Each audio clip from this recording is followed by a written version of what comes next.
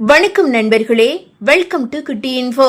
சற்று முன் சொந்தமாக நிலம் இல்லாமல், சொந்தமாக வீடு இல்லாமல், இப்போது வரை வாடகை கொடுக்க முடியாமல் வாடகை வீட்டில் தவித்துக் கொண்டிருக்கும் ஏழை எளிய மக்களுக்கும், சொந்தமாக நிலமே இருந்தாலும் அந்த நிலத்தில் பிடித்த வீட்டை கட்டிக்கொள்ள முடியாமல் கூரை வீட்டில், குடிசை வீட்டில், ஓட்டு வீட்டில் வாழ்ந்து கொண்டிருக்கும் ஏழை எளிய மக்களுக்கும் தமிழக முதல்வரிடமிருந்து ஒரு நற்செய்தி வெளியாகி உள்ளது.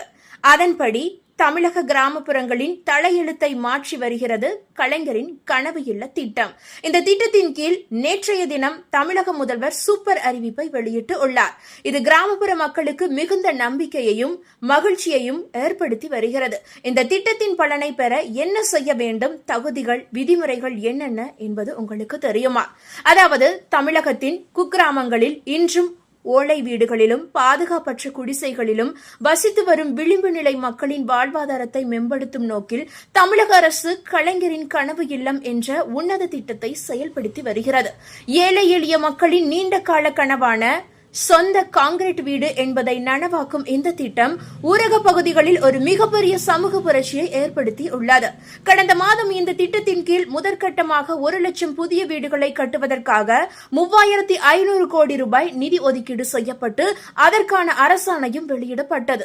ஏற்கனவே மாநிலம் முழுவதும் சுமார் 2 லட்சம் வீடுகள் கட்டும் பணிகள் பல்வேறு நிலைகளில் மும்பாரமாக நடைபெற்று வரும் நிலையில் இந்த கூடுதல் அறிவிப்பு கிராமப்புற மக்களிடையே மிகப்பெரிய வரவேற்பை பெற்றது. அதாவது நேற்றைய தினம் சட்டசபை தேர்தலை முன்னிட்டு தமிழக முதல்வர் ஸ்டாலின் வாக்குறுதிகளை வெளியிட்டு இருக்கிறார்.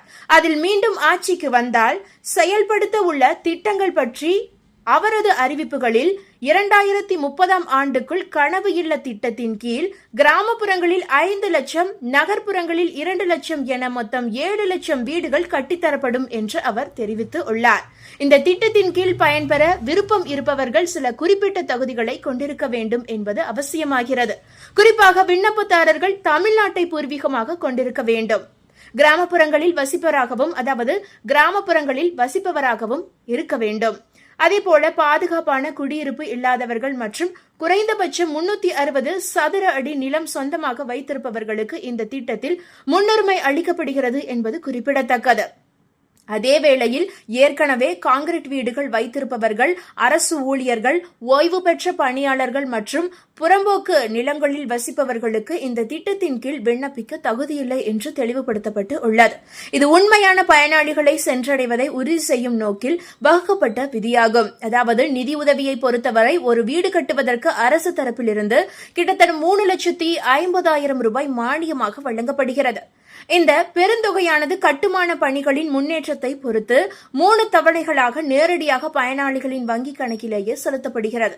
இதன் மூலம் இடைத்தரகர்களின் தலையீடு இல்லாமல் நிதி முழுமையாக பயனாளிகளுக்கு நேரடியாக சென்றடைகிறது. மேலும் கட்டுமானத்திற்கு தேவையான கூடுதல் நிதி தேவைப்படும் பட்சத்தில் வங்கிகள் மூலம் 1,50,000 ரூபாய் வரை கடன் வசதி பெற்றுக் கொள்ளவும் வழிவகை செய்யப்பட்டு உள்ளது. பயனாளிகளின் சுமையை குறைக்க தமிழக அரசின் டான்செம் நிறுவனம் மூலம் குறைந்த விலையில் சிமெண்ட் மற்றும் அங்கீகரிக்கப்பட்ட விற்பனையாளர்கள் மூலம் தரமான இரும்பு கம்பிகள் வழங்கப்படுவதும் இத்திட்டத்தின் சிறப்பம்சம் ஆகும். கட்டுமானத்தின் தரம் மற்றும் வடிவமைப்பில் அரசு மிகுந்த கவனம் செலுத்தி வருகிறது. ஒவ்வொரு வீடும் 360 சதுர அடி பரப்பளவில் சமையலறை உள்ளிட்ட அடிப்படை வசதிகளுடன் அமைய வேண்டும். இதில் 300 சதுர அடி பரப்பளவு கட்டாயம் ACC கூரையுடன் இருக்க வேண்டும் என்பது விதிமுறை. பயனாளிகள் செங்கல் அல்லது நவீன ACC பிளாக் கற்களை பயன்படுத்தி தங்களுக்கு பிடித்தமான முறையில் மீதமுள்ள பகுதிகளை அமைத்துக் கொள்ளலாம். பயனாளிகள் தேர்வு செய்யும் முறையும் மிகவும் வெளிப்படையானது.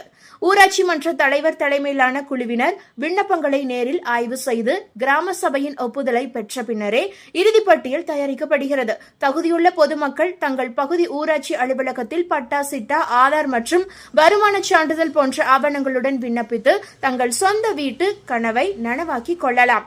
அதேபோல கலைஞரின் கனவு இல்ல திட்டத்தின் கீழ் பயன்பெறும் பயனாளிகள் கட்டாயமாக 360 சதுர அடி சொந்த நிலம் வைத்திருக்க வேண்டும்.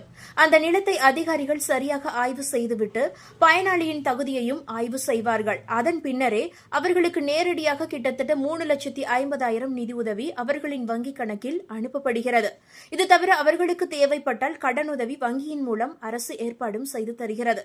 சொந்தமாக ஒருவேளை உங்களிடம் நிலம் இல்லாமல் இருந்தால் கவலையே பட வேண்டாம். அரசு அரசிடம் முதலில் உங்களிடம் நிலமும் இல்லை, சொந்த வீடும் இல்லை என்று விண்ணப்பம் செய்யுங்கள். அதன் பின்னர் உங்களுக்கான வீடும் நிலமும் அரசு ஏற்பாடு செய்து தரும்.